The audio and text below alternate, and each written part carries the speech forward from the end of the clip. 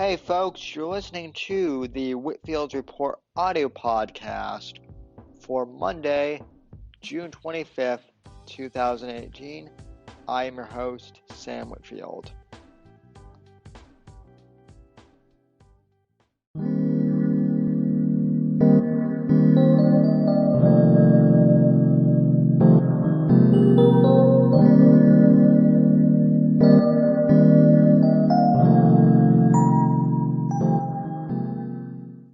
Alrighty, folks.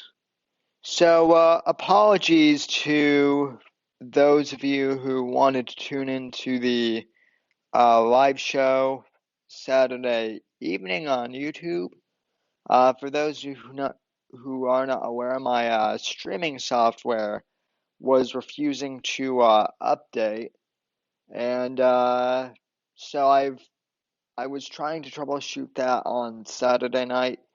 I got caught up doing some stuff on Sunday, and to be honest, ladies and gentlemen, I didn't really feel like doing all that much in terms of streaming this morning.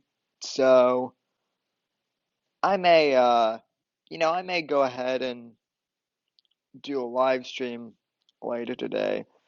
But for those of you listening to the audio podcast, I'm very glad you're here, because what I want to talk to you about is something I've noticed. It's not really a trend, but just kind of a general stereotype that I've noticed among baby boomers, where they tend to overly trash millennials. And they make general stereotypes and general observations. One that always gets me is, oh, those damn millennials, they're always on their smartphones, blah, blah, blah. They don't know how to communicate with the world or actually talk to people. And, that's a big gripe of mine, because I think for some millennials maybe that is true. Maybe they lack social conventions. Maybe they don't know how to socialize that well. And I certainly think that technology can be a hindrance in terms of that. But I also think that stereotype that millennials rely on their phones too much for communications. I think that's mainly a stereotype that is played up in the media about millennials, that we're too reliant on our phones. Now, don't get me wrong, as with anything, technology, food, whatever, there are people who abuse it. I think that there are millennials, like I said, who, don't know how to use technology effectively, and who maybe do waste too much time on their smartphones.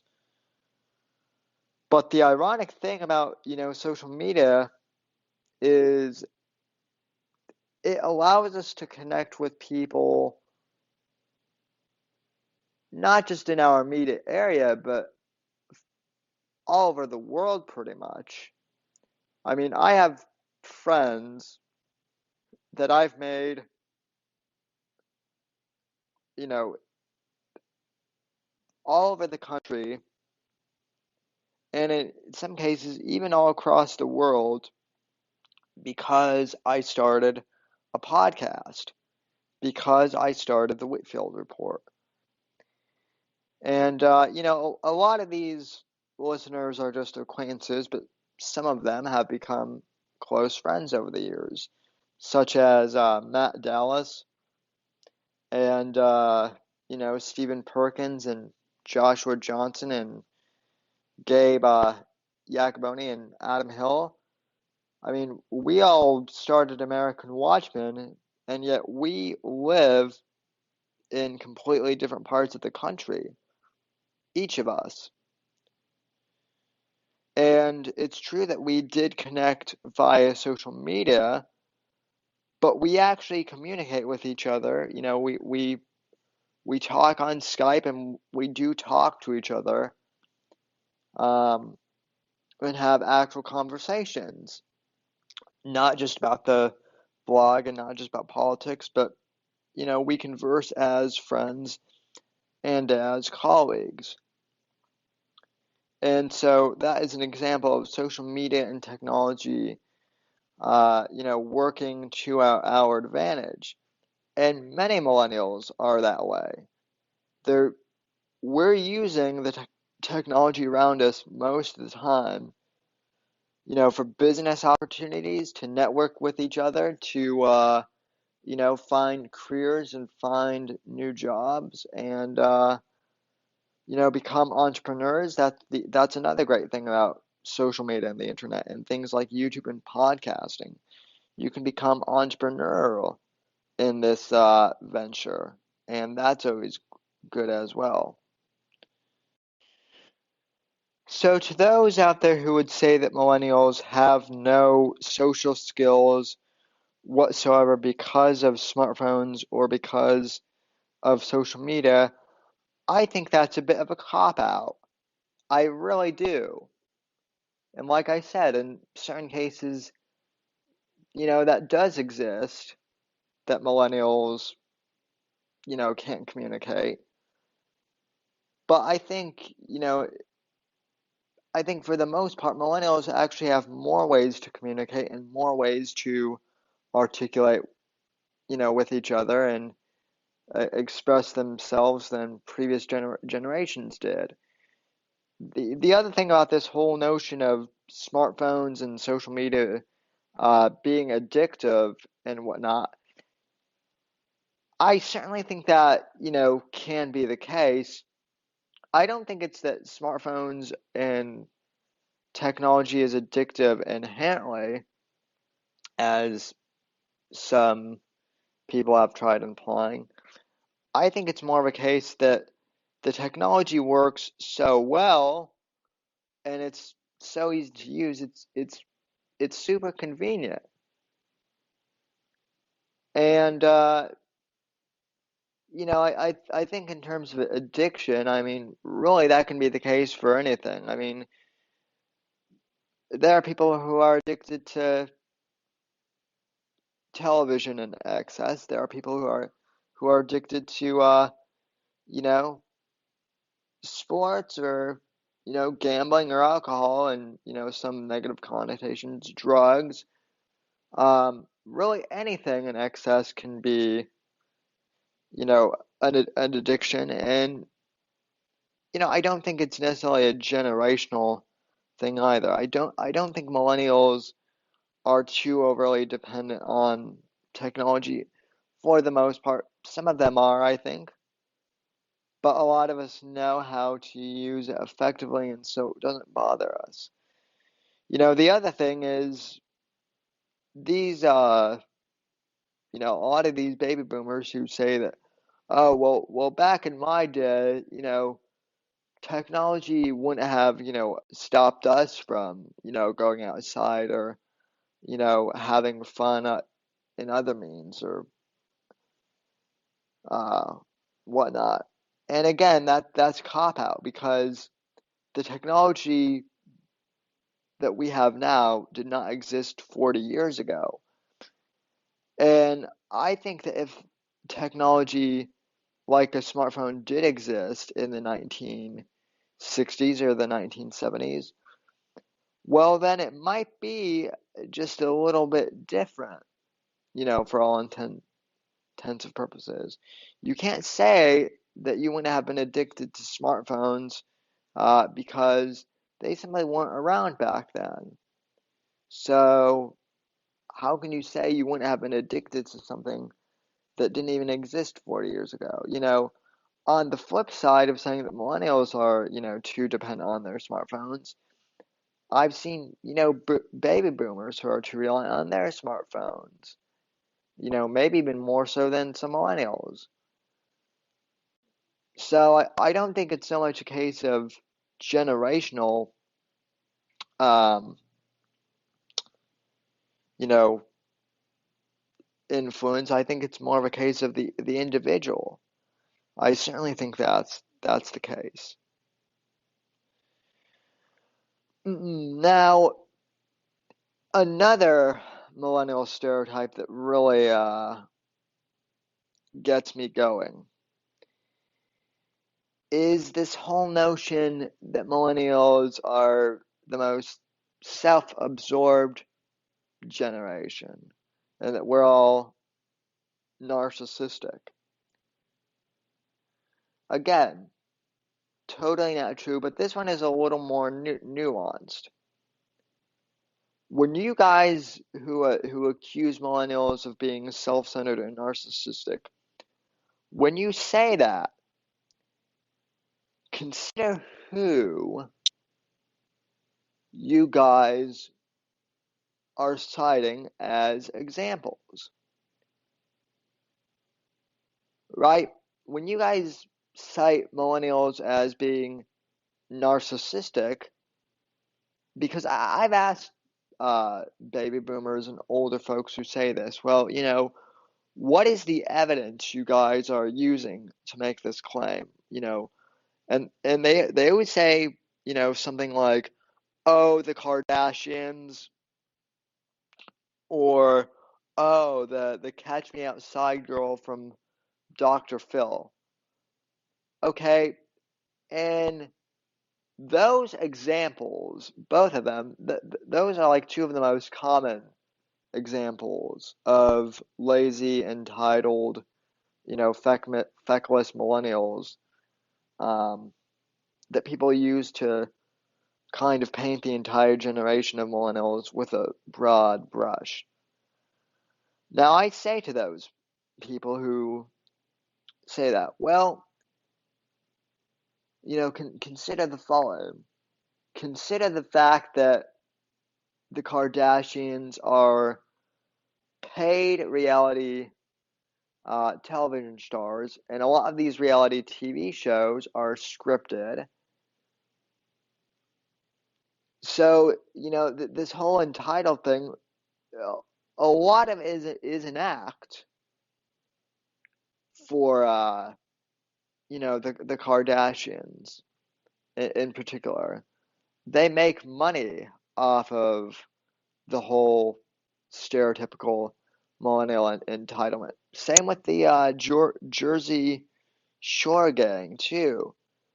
Jersey Shore was also a program that that baby boomers and older generations used to love to cite as an example. Oh, look at how horrible, millennials are. But, I mean, those kids were getting paid to act like that. That was part of the setup. And in terms of Catch Me Outside girl, well, I've talked about the whole Catch Me Outside girl phenomenon when it happened initially, last year or a year and a half ago.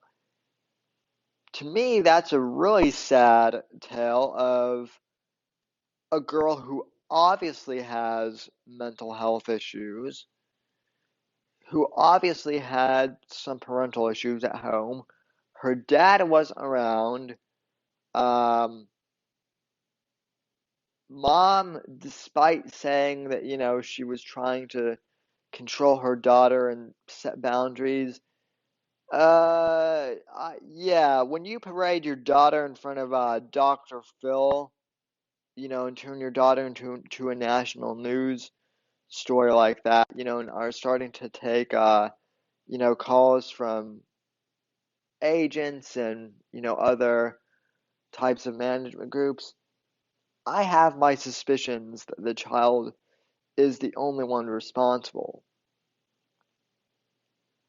So, there's the other case of millennials who do need help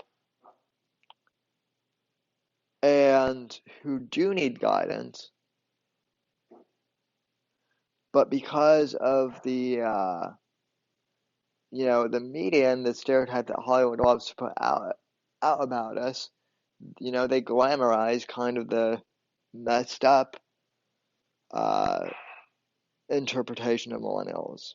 It's very harmful to us. I don't like it. I don't only think it's harming us. I think it's harming, future generations as well for these stereotypes to exist. As I was saying, I think millennials get treated unfairly in the media as well. The whole situation with the Catch Me Outside girl thing. She shouldn't have been paraded on Dr. Phil like that. It's obvious to me that she shouldn't have been paraded out there like that, and yet she was. It was it was a sad and thing that happened to her, and I think that Dr. Phil is a good guy. I'd like to think he is. But I think that's another case uh, of a PR nightmare, um, gone awry. It was clear that that girl needed help, and instead her life has become, a big time celebrity, PR stunt. And so, that's not doing anything good, for my generation or for future generations, as I said. So, those are kind of the negative stereotypes that I see a lot, that A, we're too addicted to our phones, and, B, we're entitled and whatnot. And, I think there is a real underground culture that's starting to emerge that you're starting to see with, individuals like myself and, you know, like my colleagues at American Watchmen, and with Roaming Millennial, and with Milo at Yiannopoulos, and other kind of counterculture millennials who are actually putting out good content out there and proving that we're not all feckless, lazy idiots. Um, I think that millennials in general are for the most part are hardworking individuals. The good ones are, at least. And you know when we set our minds to things, we can accomplish great things indeed. And I think that's true for anyone, not just for millennials, but for anyone. And you're starting to see this whole counterculture against social justice, and the whole thing with millennial entitlement, that's been invading my generation for the past 30 years or so. Uh, keep in mind, we weren't the ones who asked for the whole trophy generation mentality. That was forced upon us by the cultural Marxists. Um, back in the 70s and 80s, they were the ones who came up with this whole thing of everyone gets a trophy, and you know no one can be mean to each other, and everyone has to get along, and no one can hurt each other's feelings. And millennials didn't come up with that on our own. That was what was taught to us by the public school system you know for the past 25, 30 years. And if you have parents like mine who showed me the other side of the fence when it came to political opinions, and didn't put up with any of that politically correct BS, then you'll find you know that we actually turned out pretty well. And there's actually a big millennial backlash against the whole PC culture and the trophy generation, especially with the current generation of kids, which gives me a lot of hope. So, like I said, I do think that there are certain issues that millennials have as a generation. I think oftentimes the minority gets overly representative in the media. Like I said, the Kardashian types and the Catch Me Outside girls uh, get the negative press, and they get the spotlight, whereas the rest of us who are, entrepreneurs and doing podcasts and actually trying to build brands for ourselves, we have to build our brands the hard way, but we don't get instant recognition from the mainstream media, so we've kind of had to create our own counterculture. So, now the reason I bring this whole thing up about, millennial stereotypes and whatnot, and kind of why I decided to dedicate a whole podcast to this, even though it's, a significantly shortened one than usual, is I've actually gotten emails about this, and, I figured it's, it's, it's, it's been a while since I've answered some emails from you guys, and, I'm going to be on vacation for the next few days, so I figured I would kind of take the opportunity to kind of answer this mailbag question that I've gotten. So, that's kind of my whole take on millennial stereotypes.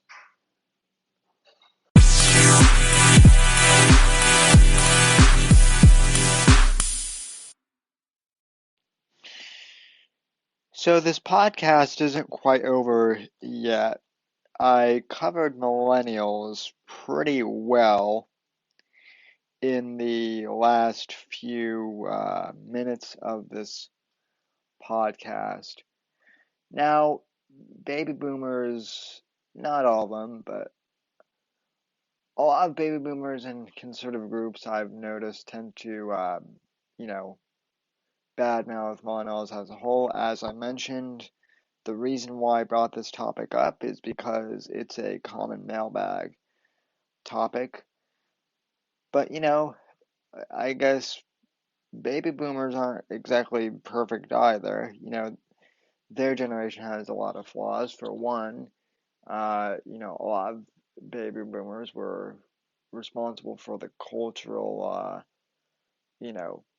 change in the 60s with the Summer of Free Love and, the sexual revolution, which I think if you're a cultural libertarian like me, did have some advantages in terms of sexual freedom, but it took it to a bit of an extreme as well, in terms of also dividing the nuclear family somewhat. That was a big con of the sexual revolution, I would say. And on top of that, uh, outside of that, the uh, the academia of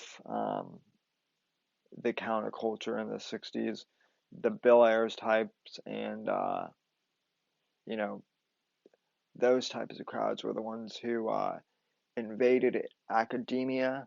But not only that, they went further on to embed themselves not only in academia at the university level, but also at the K through 12 level. And this was why you saw so many quote unquote millennial snowflakes popping up. See, it's not necessarily their fault that they're snowflakes. They've been indoctrinated by by the counterculture, quote unquote, leftist radicals for the last 40 years. And so, you know, when these kids are presented the leftist viewpoint in school, what else are they going to think? Clearly, they're going to think that, you know, cultural Marxism is good and that we all need to, you know, stop industrialization in order to save the planet and junk like that. Um, Not all is lost, though. Like I said, I think that many millennials like Milo and myself, although he's not necessarily a millennial, um, he's more of like a Gen X kind of pre-millennial. Um, but the younger conservative movement seems to be the new counterculture, as we've discussed several times, and we are winning. We are building our own media, and we are building our own counterculture. We are the new counterculture. But I think it's time for baby boomer conservatives to recognize, and I think many of them are, that this is a new age of conservatism. That we're not exactly going to stand for the same old neocon ideas that were tried under the Bush administration. And also, I understand that many conservatives love Reagan. Um, I admire Reagan to a point. Ronald Reagan, for many millennials, is more of a, because most of us were born either during the late 80s or during the 90s, the concept of Ronald Reagan is just that. It's a concept. He wasn't president when we were alive. And the times we're facing now are way different than when Reagan was president. There wasn't even the internet. So, when conservative baby boomers like Jonah Goldberg complain about the mischievous, youth of, the Trumpian right. Uh, I don't think conservatives like that necessarily understand meme culture or anything of the sort. They don't understand how millennials operate per se, and that really worries boomers. I think they don't know what conservative boomers really still don't know what to do with conservative millennials, and it's a shame. But those who have listened to this podcast, I think many of them are helpful. I know that Scott Jones, for one, is a big supporter of mine, and he's a boomer. I know, same with Scott Osborne and Michael Loftus. They're really good at helping the younger, the newer conservatives out. And, same with Gavin McInnes and, all those other conservatives. Although McGinnis is, to be fair, isn't a boomer. Sorry, Gav. I probably just pissed him off by saying that. But no, there are some decent conservative, baby boomers out there. But I guess my whole point in this, podcast is that not all millennials are lazy. Not all of us are, addicted to technology, and we embrace new ideas, and all these quote unquote millennial stereotypes that are perpetrated upon us are done so by design by the mainstream media. And so rather than bad mouthing millennials on social media and on blog think pieces, come and talk to us. Don't just, make arbitrary statements about us.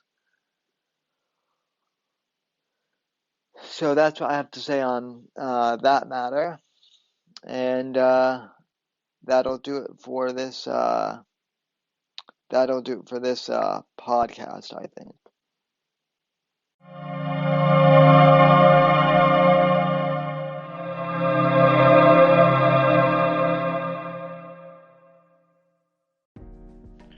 All right, folks. I want to thank you all very much for tuning in to this episode of the Whitfield Report. That'll do it for this episode. And reminder, this is an audio exclusive, so if you like what you hear, please give us a nice review and rating on iTunes. And as always, you can, well, I guess they're calling it Apple Podcasts now. And as always, you can find us on Facebook at The Whitfield Report. Follow us on Twitter at Whitfield Report. And I'm Sam Whitfield. You can follow me at SamW_NGC on Twitter. And you can also subscribe to the YouTube channel by searching Whitfield Report on YouTube. I do a live show every Saturday evening at 8 p.m. Eastern Time, followed by the American Watchman podcast at 9. For more information on both those shows and more information about me, you can find my website at thesamwhitfield.com. Thank you very much for listening, and we'll see you next time on the Whitfield Report.